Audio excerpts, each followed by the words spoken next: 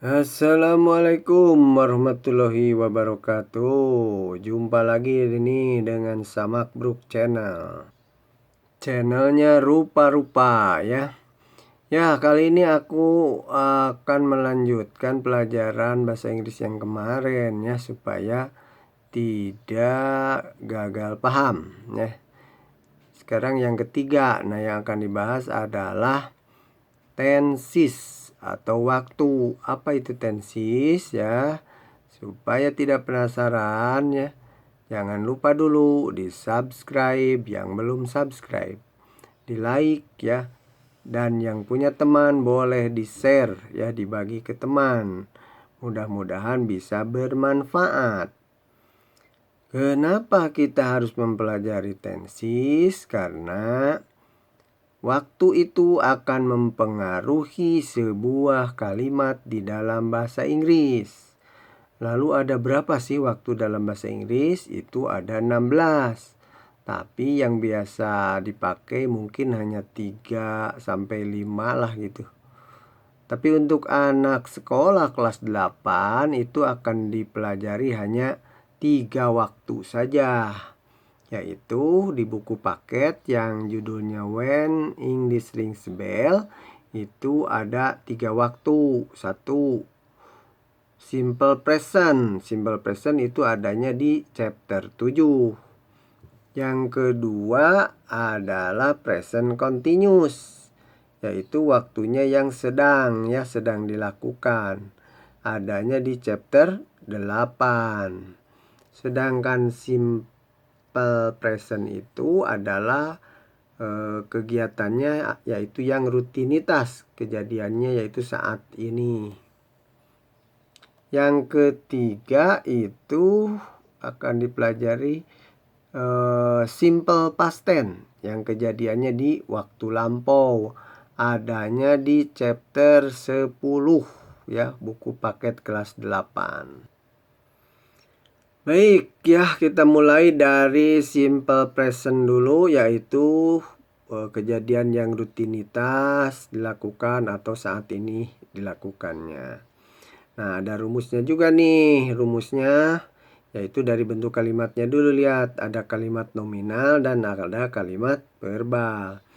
Rumus untuk kalimat nominal ya, untuk simple present yaitu subjek ditambah to be, yang Aramis itu ditambah non verb atau predikatnya selain kata kerja.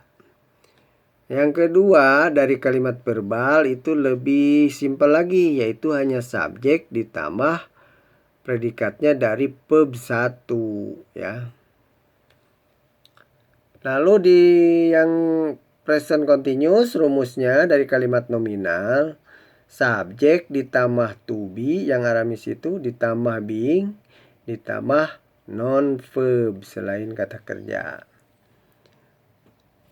Sedangkan untuk kalimat verbalnya ya, yang continuous tense itu yang sedang dilakukan ya, yaitu rumusnya subjek ditambah to be ditambah verb 1 atau kata kerja pertama ditambah ing.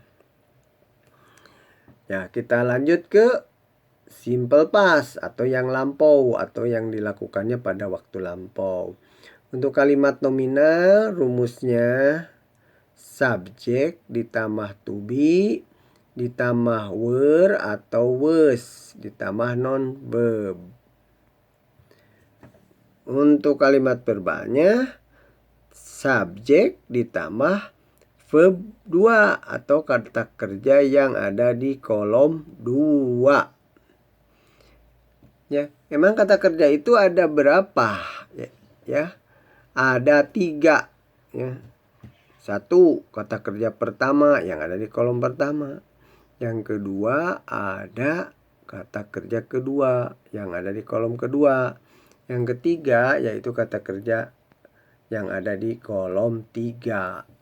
Nah, biasanya kata kerja ke-1 ini digunakan untuk simple present ya, dan di present continuous yang ditambah ing.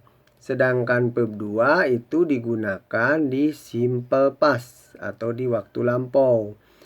Sedangkan yang verb 3-nya yaitu untuk yang telah dilakukan dan biasanya di kalimat pasif atau passive voice.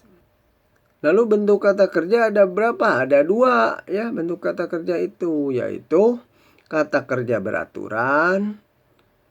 Yang kedua, kata kerja tidak beraturan. Nah, yang beraturan nanti bedanya di kolom 1 dan kolom 2, kolom 3-nya berubahnya, yaitu di kolom 1 misalkan verbnya study, maka di kolom 2-nya dan kolom 3 tambah ed atau ditambah d, study jadi studied.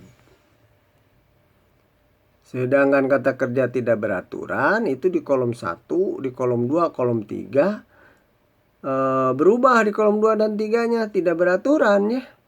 Bisa tetap bisa berubah bentuknya. Berubah bentuknya misalkan gimana? Misal begini, kalau go, nah di verb 2-nya jadi went, di verb 3-nya jadi gone gitu ya. Tidak tambah ed.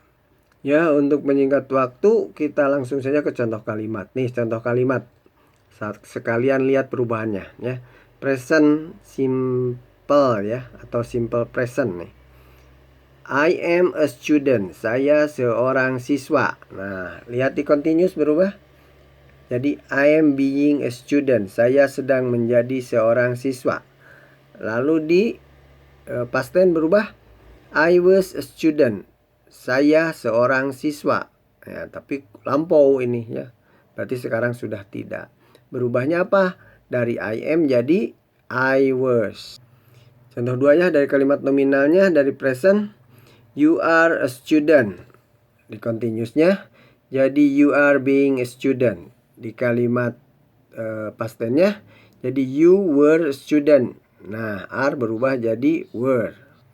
Sekarang contoh untuk kalimat verbalnya ya. I study English every day. Saya belajar bahasa Inggris setiap hari. Nah, verbnya study. Maka di present continuous-nya menjadi I am studying English now. Nah, berubah di situ di kalimat satunya tadi tidak ada M, di sini jadi ada M ya. Study-nya berubah jadi studying. Artinya saya sedang belajar bahasa Inggris sekarang. Lalu di past tense-nya ya di lampaunya berubah lagi jadi I studied English yesterday. Saya belajar bahasa Inggris tiap hari. Nah, to be-nya sudah tidak ada lagi, cuman study-nya ditambah ed karena kata kerjanya beraturan. Contoh kedua, you study English every day. Nah, di present continuous-nya jadi you are studying English now. Kamu sedang belajar bahasa Inggris. Nah, jadi ada to be-nya dan study-nya ditambah ing. Lalu di lampaunya berubah jadi you studied English yesterday. Kamu belajar bahasa Inggris kemarin. Nah, study-nya jadi ada ed-nya, studied ya. To be-nya hilang, m-nya hilang ya. Jadi demikian ya teman-teman, kawan-kawan ya. Penjelasan tentang tenses. Mari kita akhiri dengan hamdalah. Alhamdulillahirabbil alamin. Wabil taufiq wal hidayah. Wassalamualaikum warahmatullahi wabarakatuh. Sampai jumpa di video berikutnya. Thanks for watching. Bye.